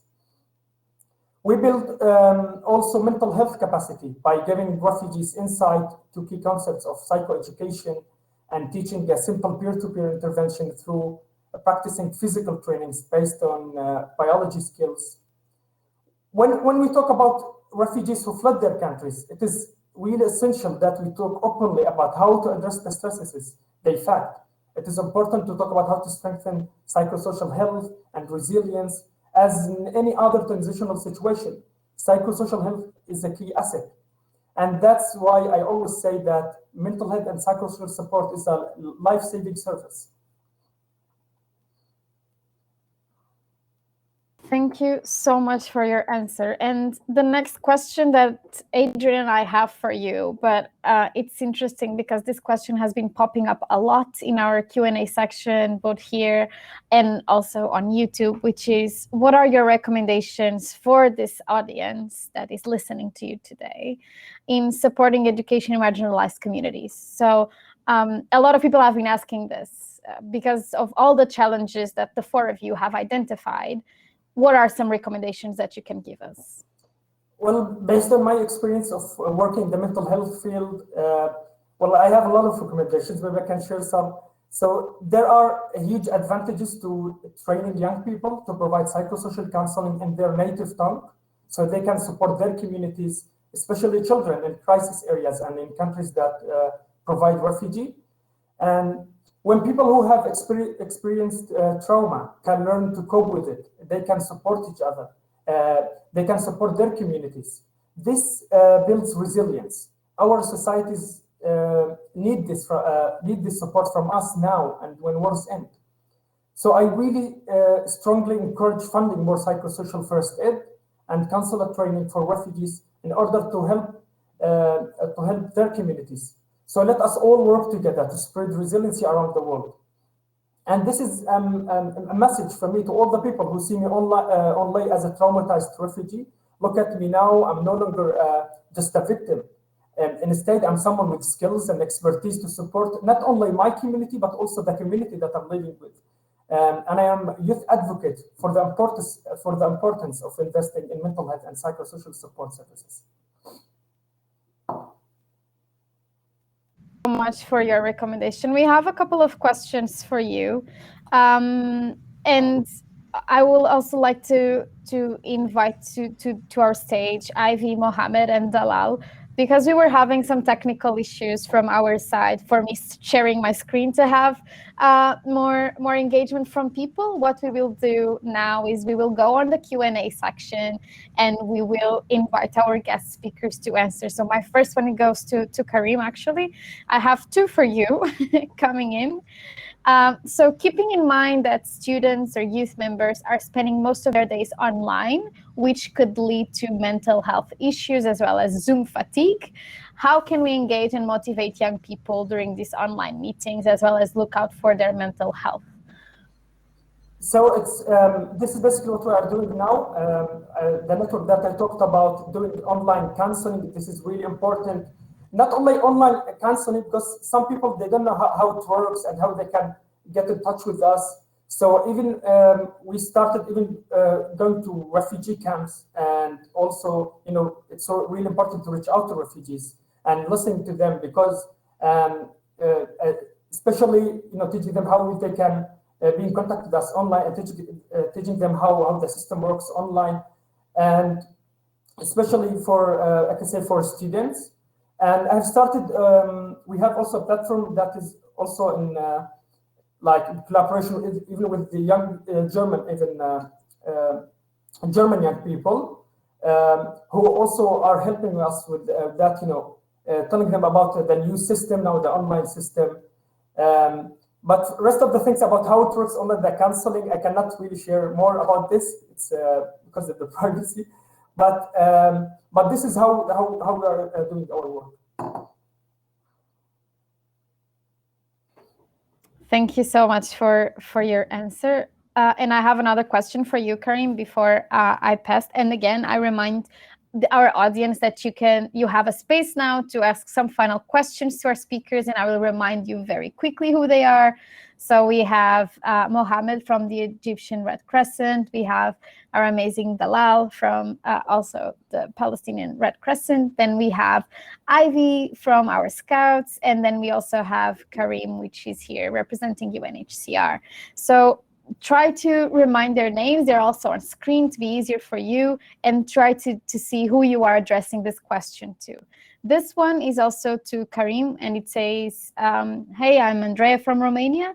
What approach should we have to the refugees that come to our country and become not in education, training, or work? Sorry, can you please again repeat the question? Yes, of course.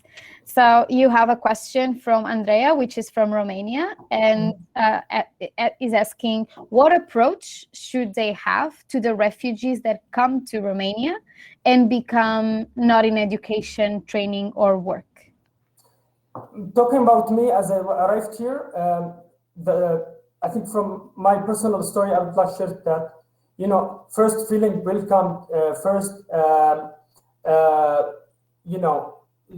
get to know me if I have any stories to share, because listening to people at the beginning is really important, even before providing them with education. And because there are, as I mentioned before, there are a lot of stresses that are associated with people who fled to other countries. We should recognize their stories and listen to them. This is really an important space that we should provide for them before we go ahead and tell them about the system and how it works and all of these things. And it's what I wish from my perspective to have maybe more open opportunities, really recognize our skills and what we can do, and just really identify what our needs. And this is how really I started, and how here I was welcomed in Germany, and this is how the government or the other humanitarian organizations have welcomed me here. This is the approach that they use, and it's really, really good approach. Thank you. And we have questions that keep popping up. They have no speaker assigned, so I will just I will address this one to Dalal. Dalal, can you unmute yourself for now? So the question is, when you experience difficulties in finding people who can help with providing specialized knowledge or skills like counseling, translations, and etc., what are some methods that are effective in overcoming this challenge?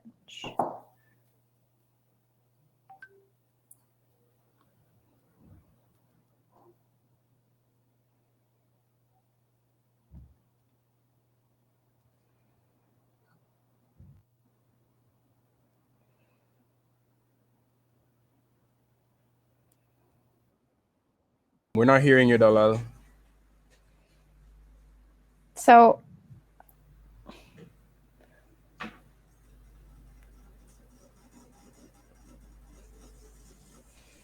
all right, I guess in the meantime, we can have another speaker address another question while Dalal gets her mic unmuted. All right, so one question is, how can you encourage young people to speak up and seek help from psychosocial support services? And also, how do you help extinguish the stigma surrounding seeking help for mental health issues?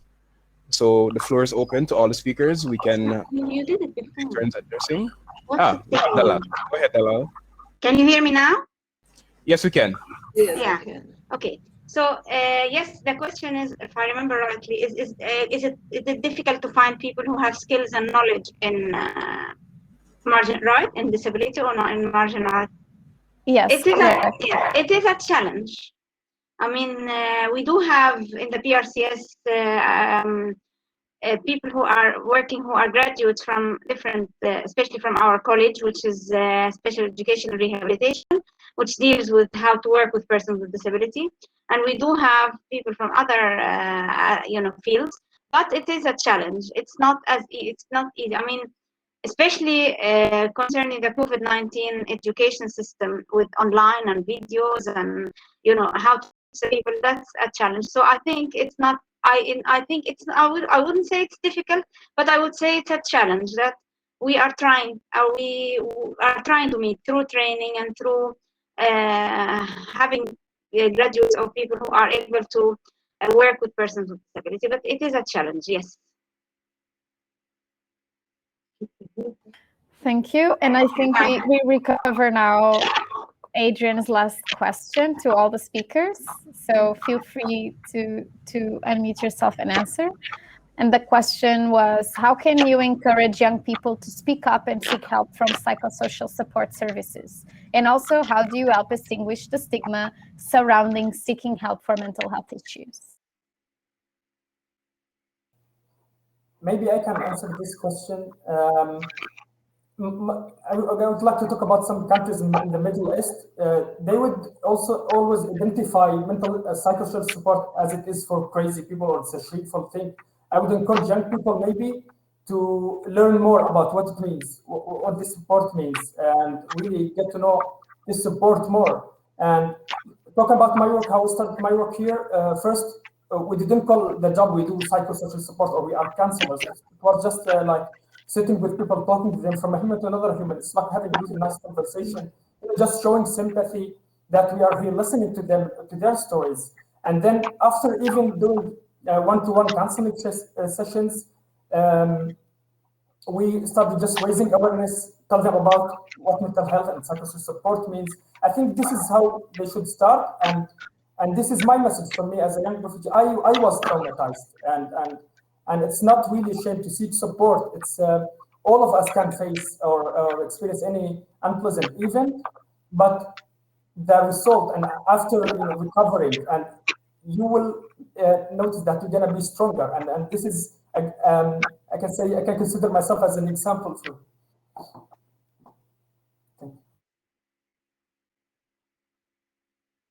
Thank you so much. We have more questions coming. Adrian, do you want to tackle another one? Sure. Addressed to all speakers, this question is to everybody.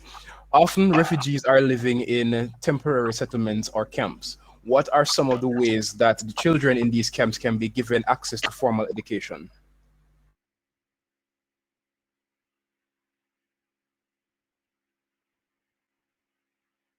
Yes, everybody. Everybody. You hear me? Yes. Okay.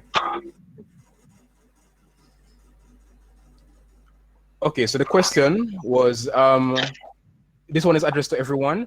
Often refugees are living in temporary settlements or camps. What are some ways that the children in these camps can be given access to formal education?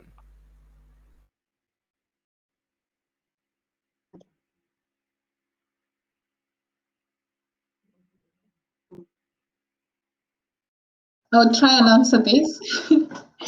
And in this, I would say that formal education, and when you talk about issues to do with refugees, it goes back to the state in which the refugees are located. For example, in Kenya, we have Kakuma camp, we have Dadaab camp, and all these are within the jurisdiction of Kenya. So when it comes to formal education, that means it has to deal with the government in a way. So the government can decide to give them access to formal education, which I believe is happening within the camps. And at the same time, we can have organizations coming up strongly to support them. Because when you talk about formal education is in different ways. Like right now, I'm working on a platform, on a societal platform that gives access to formal education to marginal youths, marginalized youth in global South, and also marginal north. That means I'm also working with the refugees from Myanmar. How can they access this? So formalizing education, I would say it's very easy in a way. It depends in which jurisdiction the refugees are, because you can use blockchain to formalize education in a way. You can also partner up with organizations and schools, universities to formalize education. Start a project. You look for potential partners who can give you access to actually certify the education that you're giving. So I think these are some of the ways that can be put in place. Thank you, Ivy. And we have a question for Dalal. Yes. So Dalal, do you think recording online lectures would be beneficial to communities who don't always have access to internet services, since they can watch the lecture in their own time when they do have access to the internet? Yes, I do think that recording, that's what I do. I mean, we record lectures online and we keep them in we use the Google platform, the Google Classroom. So the recordings are there. Whenever they would like to watch them or they would like to see them, they would just come whenever they have internet, whenever they have electricity. It's there for them to. I mean, even if we try to do like live lecturing online, we always also use the recording system so that students who are unable to attend the online sessions or the online lectures are able to. The recordings are saved and they are able to listen to them after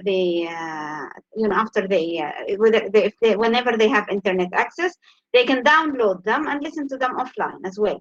I mean, not only online, they can download the recording and listen to it offline whenever it's available, and whenever they have electricity or internet.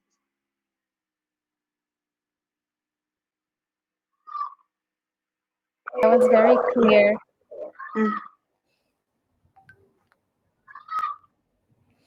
Thank you very much, Dalal. All right, so back to some of our earlier questions. Mohammed, I'm not sure if you want to take this one on. The person is asking, Husseini is asking, is it appropriate for students to be graded based on an exam they wrote online and were unable to access the exam platform because they were not familiar with the usage of the platform?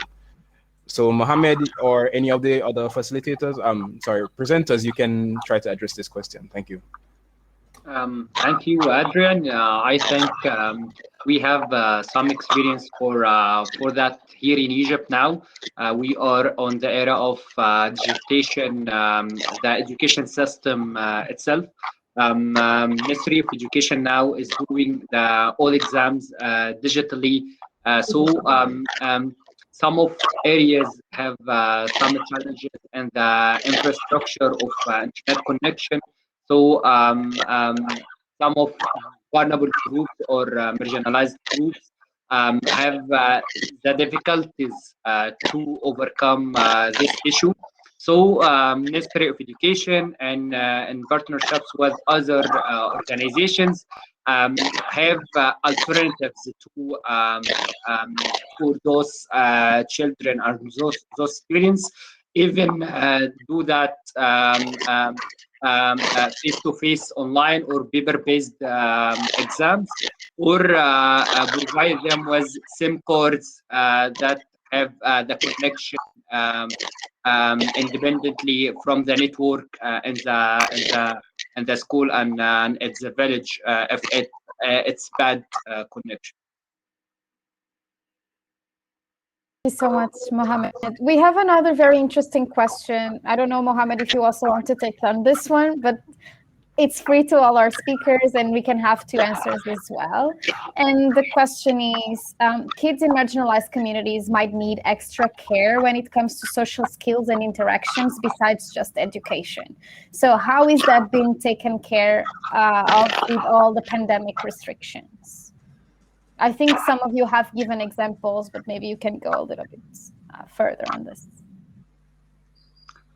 This is a very important topic.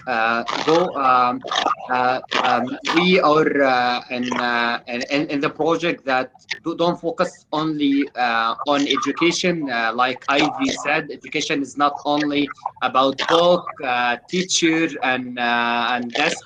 It's bigger than that. So we are doing a program called Life Skills and Citizenship Education Program. This program is only aimed to enhance the skills and social skills for kids and students in the schools and in marginalized communities.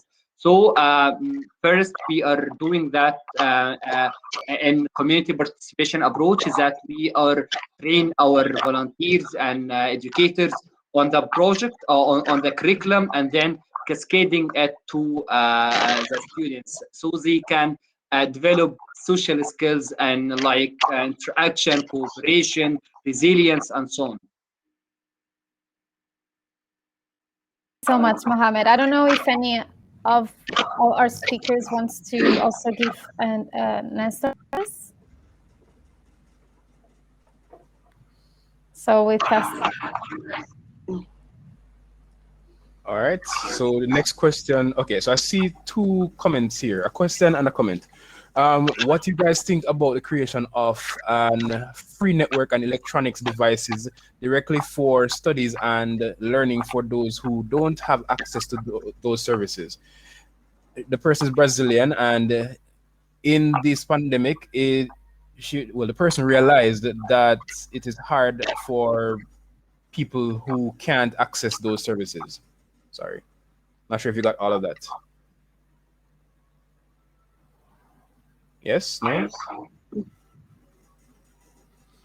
Okay, and the next question directed to Ivy is, having worked with many diverse communities, when do you think it is better to start new initiatives, and when is it more appropriate to build on existing initiatives instead? Ivy, sorry, before you continue, I will link this with other question there was before, which is, what advices can you give to volunteers that want to start projects? So let's make that linkage between these three questions. Thank you so much. So when you talk about initiatives, we talk about creativity and innovation, which is something we embrace a lot, especially in this era, and also highly embraced in the Scouts movement at large. So when it comes up to starting new initiatives, that we talk about innovation. Join the workshop. And when it comes to pre-existing, that is creativity in that sense. So it depends. That one is dependent. It's dependent on what you are solving, because every project has a need in the society. It solves something in the society. So based on your analysis, you are able to gauge, are there any pre-existing activities already being done in the community that you can build on? Because at the same time, it's not just a matter of starting a lot of projects, but also projects need to be sustainable. For example, when I started with LACOVI was based on educating the community about COVID-19. And one of the things during one of our webinars that we tackled was effects of COVID-19 on teenagers. Based on this, we were able to escalate the project. To Ginkgo, which is actually tackling a need in the community. So when to start, it depends with the need. It depends with the urgency, and also it depends with the resources that you have. But the most of it is the need in the community. The resources can always be mobilized as quick as possible when you have teamwork. And in terms of advice to people who want to start projects, first thing, I would tell you to practice design thinking methodology, whereby when you go to a community, even if you don't know it, empathize with the community first. Learn from them. Learning by doing. Interact with them. They always say, for you to start a project, you need to know the culture so that you tailor it to fit the community. So I would say empathize, define what you want to tackle. Is it in line with what you're passionate about? Because passion is another thing. You need to do something that you're passionate about so that you can give it the push that is needed, and also you can ideate. find ideas, brainstorm, involve a lot of people, get different perspectives. Inclusion comes in, get different perspective, points of thought. Yeah, once like I work in a diverse team. When I think in this perspective, another one comes with a different lens of view, and that is what sparks that innovation. And we can also prototype, test it. Is this valid? Is it working? And then from there, you can now develop more and more and build upon it. At the end of it, it needs to be sustainable, and at the end of it, it needs to create 3 types of impact: financial, governance, and community impact. Those 3 things. As a social entrepreneur, I would say that. Thank you. And I will jump now to the last question that I've been also seeing popping up a lot. And it unfortunately needs to be our last question, but you have met our speaker, so you can feel free to reach out to them as well. But the question that has been popping up a lot, and you actually have been answering this question in different ways. But the question is, what about those who can't afford technology at all, or who don't have access to internet at all? So how can they be helped to join the rest that has access to this technology? And in this remote learning, so that they don't miss out. So Dalal has given us already some suggestion, as well as Mohammed, Abir, and Karim. So all of you have given us some suggestions, but can we just finalize our session with this again? Because again, this question has been coming up a lot. What about the digital divide? So if any of you wants to go first, please go ahead, unmute yourself and go. I can go first on that. I would give a case study that is happening and has happened.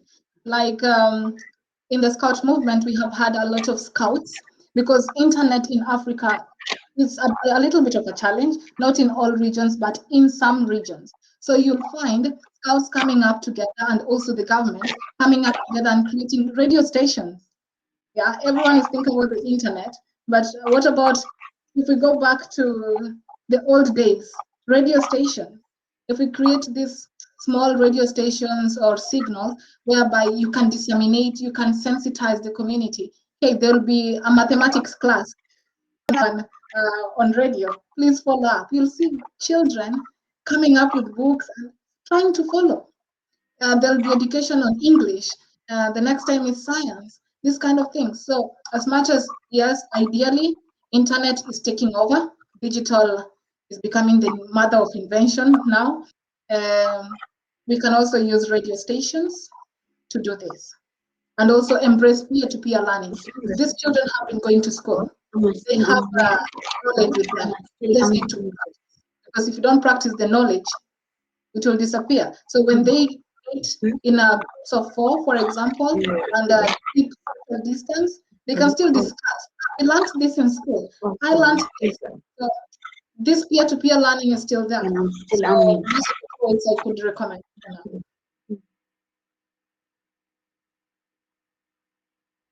Okay. Can you hear me? Yes, go ahead. Well, I mean, it is a challenge for ones who have no internet, but there are two ways that we work with.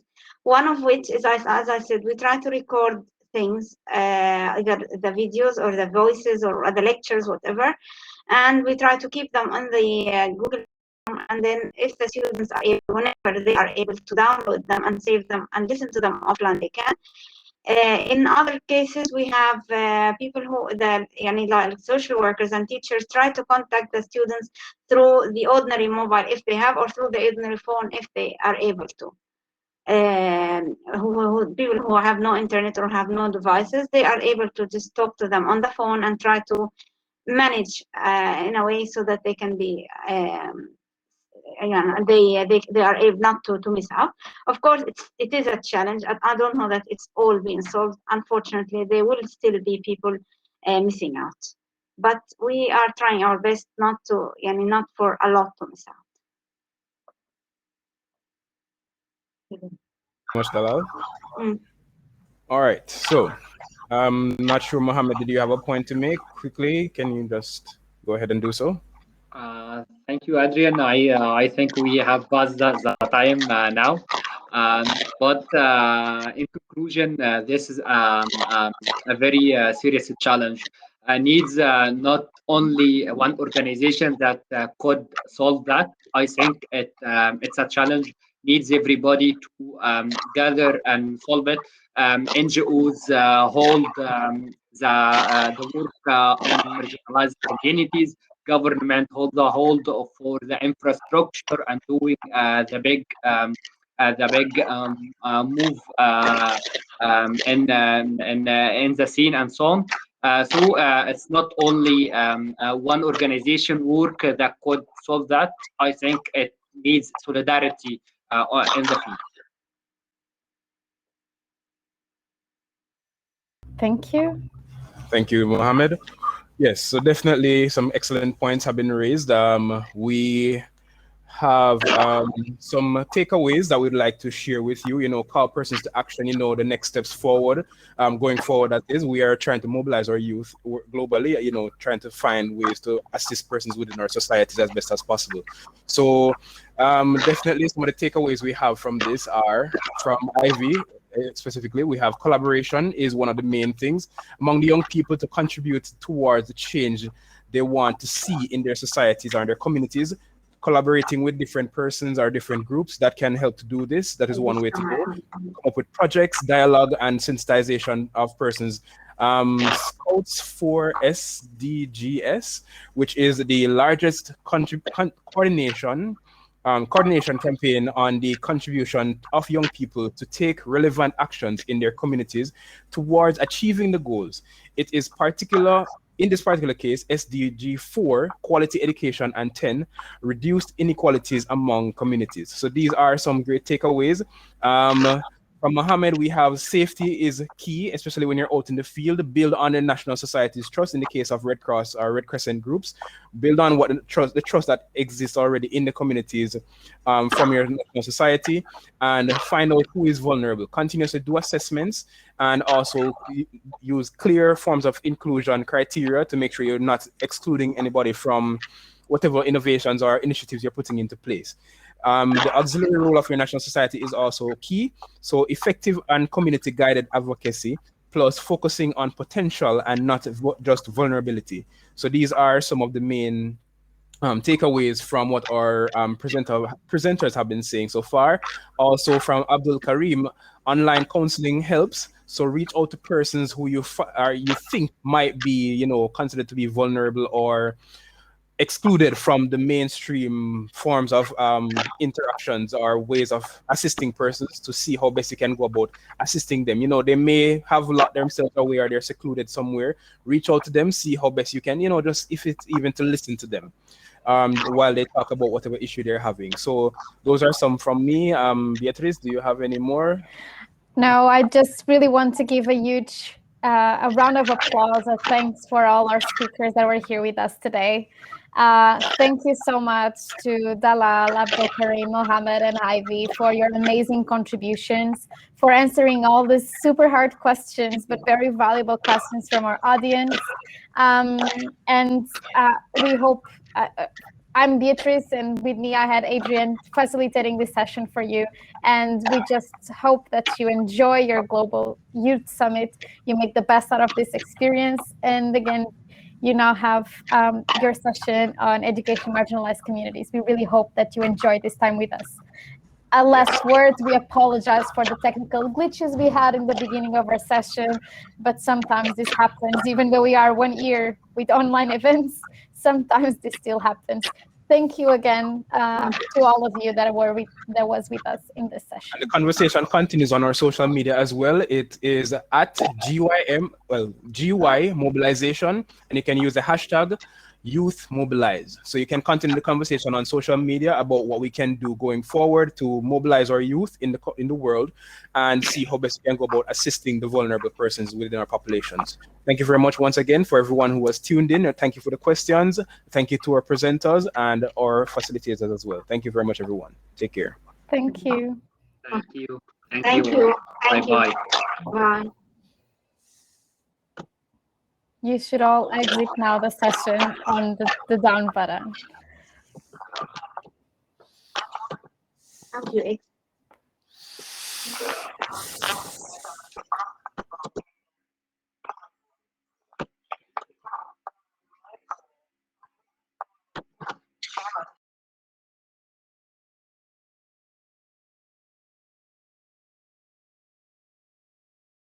Thank you all.